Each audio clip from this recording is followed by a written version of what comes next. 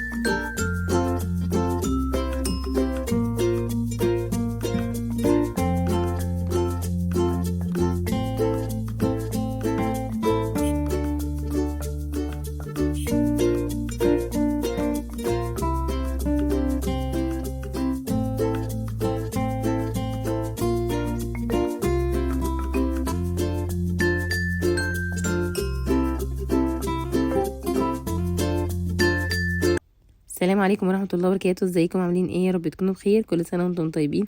كل عام والأمة الإسلامية جميعها بخير، وربنا يا رب يبلغنا رمضان أعوام عديدة وأزمنة مديدة. الأجواء اللي في الأول دي كانت أجواء بقى عيد الأم وكده، ولادي جابوا لي كده تورته، ربنا يا رب يبارك فيهم ويحفظهم ويسلمهم كل شر. حبيت اوريكم الأجواء اللي هم عملوه عشان يفرحوني يعني. ويحيى كده جاب لي هدية، ربنا يا رب يبارك لي فيه ويحفظه ويسلمهم كل شر. ربنا يبارك لكم في اولادكم جميعا. بدأنا بقى في تنظيفات رمضان. زي ما انتوا شفتوا كده الدنيا متطربه خالص كده. مسكت بقى البلكونه كنستها كويس، ومسكت بقى الجدار بتاع البلكونه ده مسحته كويس جدا. مسحته الاول كده وبعد كده مسحته بميه، وده شكله كده بعد ما نضفته. بصوا ما شاء الله بقى حلو. بقماشه كده مسحته كده، بعد ما مسحته الاول من التراب جيت قماشه كده مشيت عليه نضفته كله، وجيت على الشيش كده لقيته كله مطرب برده بالمكنسه كده، نضفت التراب وبعد كده رحت جايه جايبه قماشه برده ومسحت التراب بعد ما عملت المكنسه. يعني الاول مكنسه كده نعمل على السريع، تشيل اي تراب احسن بكتير من ان انتي تشيلي البياشيش وتنضفيه وتغسليه بميه. تغسليه بميه بتبوظي الخشب، دي اول حاجه، وبيبقى شيله تقيل، وغير ان هو شيله تقيل بتيجي تركبيه بيتعبك قوي في التركيب. فده الطريقه دي سهله جدا، بالمكنسه كده تنضفيه من ناحيتين كده، من الناحيه اللي قدام والناحيه اللي ورا، وبعد كده اجيبي قماشه وامسحي بيها اهو. عملت كده اهو، نضفت كل شيش كده اهو. هنا بعد ما نضفته كده مسكت قماشه اهي، بدات اتك عليه تاني كده واحده واحده كده، نضفته بقى كويس جدا وبقى حلو قوي، وما اخدش وقت، والطريقه سهله ولا بهدل الدنيا ولا شيل ولا احط ولا حاجه. جربوا الطريقه دي، انا مش عايزاكم تحبذوا اي حاجه بميه فيها كتير عشان ما نبوظش الخشب فيها. هنا خلاص الشيش كده كنت نضفته، دخلت على الاوضه بقى هنضفها بقى واظبطها كده. كده كنت خلصت الشيش، كان فاضلي بقى السلك برضو، عملته بنفس الطريقه، عملت السلك وعملت ازاز بنفس الطريقه كده. بتشيل التراب بالمكنسه كده بكل سهوله اهو. بصوا السلك برضه عملته بنفس الطريقه كده، بقى التراب يطلع الناحيه التانية كده، انتوا مش باين قدامكم بس كان بيطلع قدامي كده من الناحيه التانية. ومشيت على الازاز برضه بالمكنسه كده اهو بكل سهوله، ما خدش معايا اي وقت كده، ونضفته بقى شكله حلو، لان التراب بيجيب يعني ريحه تراب، بيخلي الحاجه ريحتها تراب كده. فلا شيل التراب اول باول كده ما تخلوهوش. بصوا كان في تراب فوق كده، بصوا احنا الجو عندنا كان قالب، فالتراب عندنا بيمسك على طول في الحاجه، لان الجو بيقلب تراب جامد. شايفين كده نضفته بكل سهوله اهو اهو. يعني كنت خلاص كده خلصت، نضفت السلك ونضفت الازاز بكل سهوله كده بالمكنسه، وبعد كده برضو مشيت عليه بالقماشه، ورحت جايه بقى كنسه البلكونه ومسحيها، وهوريها لكم دلوقتي شكلها بعد ما نضفتها وخلصتها. فاهم حاجه لما تبداي الشقه ابداي من البلكونه كده، عشان لو حطيتي حاجه فيها ولا حاجه تبقى نظيفه. خلاص خلصتها كده وسيقتها، وده شكلها بعد ما سيقت كده واتنضفت اهي. نضفتها كلها كويس جدا اهو. طلعت بقى الفرشه فيها، المراتب كلها طلعتها فيها وسبتهم يتهووا كده، ودخلت على الاوضه بقى نضفتها وفضيتها كده، ورحت جايه مسيقاها. ده شكل البلكونه اهي. دخلت على اوضه يمنى، بصوا ونشيت السرير كده ونضفت وراه، لقيت الرطوبه بصوا عامله ازاي. رحت جايبه قماشه وماسحه على الحيطه ومنضفاها وسبتها تنشف، ورحت جايه مسيقاها الارض كده وسبتها تنشف بقى، وطلعت عشان اعمل الصاله. ده شكل الاوضه بعد ما نضفتها كده وخلصتها.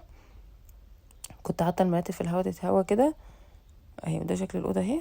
طلعت بقى بره، يعني انا عملت التنظيفه دي وبعد كده الدنيا بقى قلبتها شتا، فقلت الحمد لله انا خلصت تنفيذ.